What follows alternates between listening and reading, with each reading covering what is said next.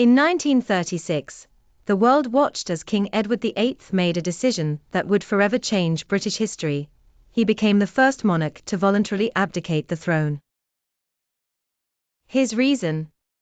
Love for a twice-divorced American woman, Wallis Simpson. But was love the only reason behind his shocking abdication? Edward, then the Prince of Wales, met Wallis Simpson in 1931.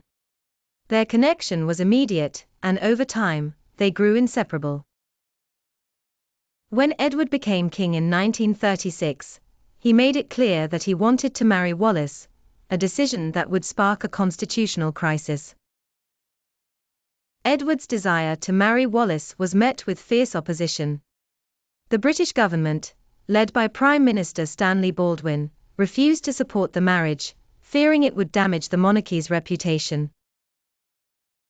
The Church of England, of which Edward was the supreme governor, strongly opposed the union as Wallis had been divorced twice, and both her ex-husbands were still alive. But beyond love, there were other factors at play. Edward's political views, particularly on foreign policy, clashed with the government. He was seen as impulsive and lacked patience, which created tension within the political establishment. Additionally, rumors swirled about Wallis's past and her alleged ties to Nazi Germany, further complicating the situation. On December 11, 1936, Edward made history by abdicating the throne. He declared his inability to fulfill his duties as king without the support of the woman he loved. His brother, George VI, took his place on the throne, while Edward became the Duke of Windsor.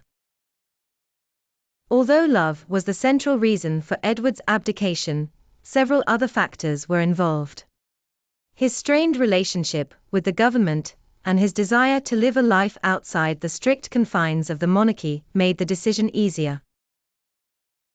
Wallis, viewed as an outsider by the British public, was seen as unfit to be queen, further fueling the crisis. Historians remain divided on whether Edward was forced to abdicate, or if he willingly chose to leave the throne.